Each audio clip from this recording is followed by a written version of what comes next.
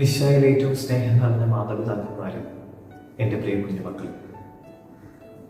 നമുക്കിന്ന് ലഭിച്ചിരിക്കുന്ന സുവിശേഷ ഭാഗം വിശുദ്ധ മത്തായിയുടെ സുവിശേഷം 21-ാം അധ്യായം 33 മുതൽ 44 വരെയുള്ള വാക്യങ്ങളാണ്.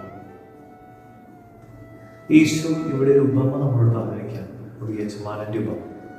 ആ യജമാനൻ ഒരു വലിയ മുന്തിരിത്തോട്ടമൊക്കെ സ്ഥാപിച്ചു, അതിന് ചുറ്റും വേലി കിട്ടി, അതിൽ ഗോപുരം പണിത് മുന്തിരിച്ചക്കൊക്കെ സ്ഥാപിച്ചിട്ട് ഈ കൃഷിക്കാരെ ലഭിച്ചിട്ട് യജമാനൻ പോവുകയാണ്.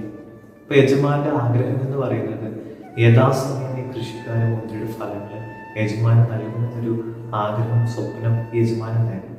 പക്ഷെ ഇത് കുറെ നാളുകളായിട്ട് സംഭവിക്കാതെ ഇരുന്നപ്പോൾ യജമാനൻ ഓരോരോ ഭൃത്യന്മാരെ ഈ കൃഷിക്കാരുടെ അടുത്തേക്ക് അയക്കുന്നുണ്ട്.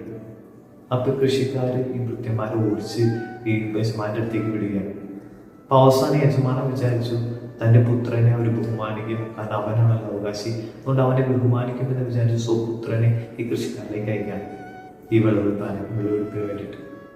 എന്നാൽ ഈ കൃഷിക്കാരൻ അവനെ കൊന്നുകളയുകയാണ്. കാരണം ഇവനാണ് അവകാശി, ഇവനെ സ്വത്തുകളൊക്കെ ശേഖരിക്കാമെന്ന് പറഞ്ഞുകൊണ്ട് ഈ മകനെയും യജമാനന്റെ മകനെയും കൊന്നുകളഞ്ഞു.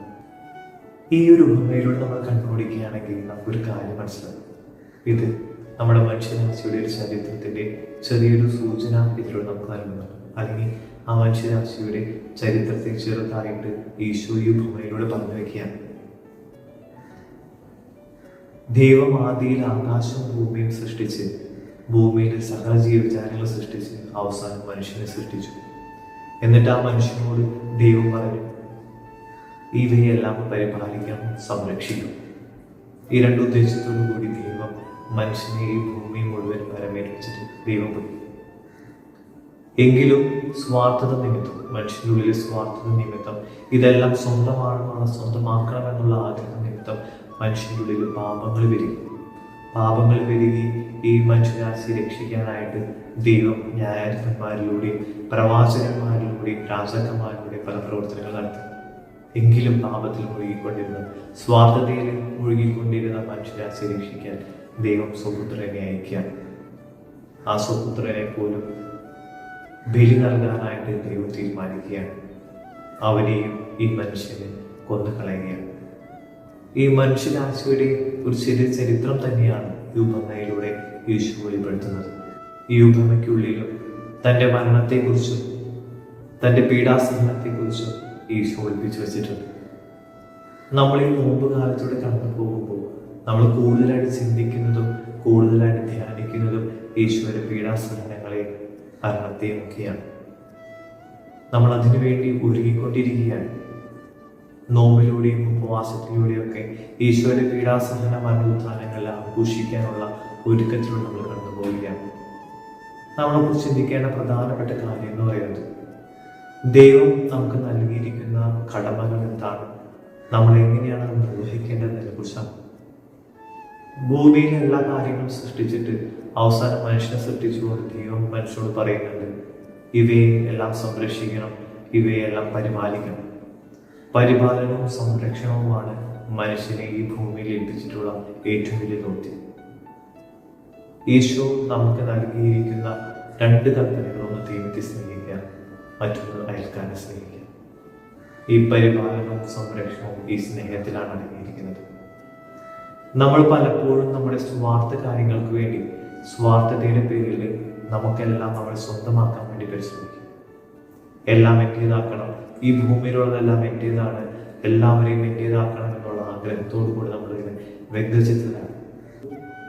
നമുക്ക് ഓരോരുത്തർക്കും ഈ ഭൂമിയിൽ ഓരോരോ ദൗത്യങ്ങൾ അല്ലെങ്കിൽ ഓരോരോ കടമകൾ നിർവഹിക്കാൻ വേണ്ടി ദൈവം നിശ്ചയിച്ചു വെച്ചിട്ടുണ്ട്. കുട്ടികളായിരിക്കുമ്പോൾ അത് പഠിക്കാനുള്ള കടമയായിരിക്കും. മാതാപിതാക്കളായിരിക്കുമ്പോൾ കുട്ടികളെ വിശ്വാസപൂർവ്വം വളർത്താനുള്ളതായിരിക്കും. ജോലി ചെയ്യുന്നവരാണെങ്കിൽ ആ ജോലിയിൽ വിശ്വസ്തത പുലർത്തി അത് നടത്തുവാനുള്ള കാര്യങ്ങളായിരിക്കും. വിവാഹ ജീവിതം നയിക്കുന്നവരാണെങ്കിൽ നല്ലൊരു വിശുദ്ധമായ ദാമ്പത്യ ജീവിതം നയിച്ച് മറ്റുള്ളവർക്ക് മാതൃകയാകാനുള്ളതായിരിക്കും.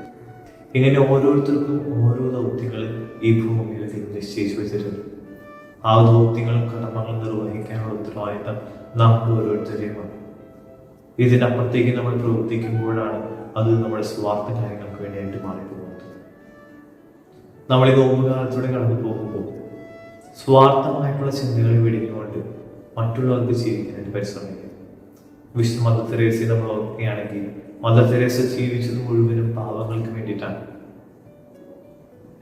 കുഷ്ഠരോഗികളെ സുഖപ്പെടുത്തി, അവരെ മുറിവുകൾ വെച്ച് കിട്ടി, അനാഥരെയും പതിതരെയും എല്ലാം സഹായിച്ച് സ്വയമായിട്ടൊന്നും നേടാതെ കടന്നുപോയൊരു വിശുദ്ധിയാണ് മദർ തെരേസ. അതേപോലെ നമ്മൾ ചുറ്റുമുള്ളവരെ സംരക്ഷിക്കാനും പരിപാലിക്കാനുമുള്ള ഓരോ കടമയും നമ്മുടെ ഉള്ളിൻ്റെ ഉള്ളിൽ ദൈവം ഒതുക്കി വെച്ചിട്ടുണ്ട്. മറ്റുള്ളവരെ സ്നേഹിച്ചുകൊണ്ട് അതോടൊപ്പം തന്നെ ദൈവത്തെയും സ്നേഹിച്ചുകൊണ്ട് ഈ നോമ്പുകാലത്തിലൂടെ കടന്നു പോകാനായിട്ട് പരിശ്രമിക്കാം. ദൈവം നമുക്ക് നൽകിയിരിക്കുന്ന കടമ ഈ സ്നേഹമാണ്.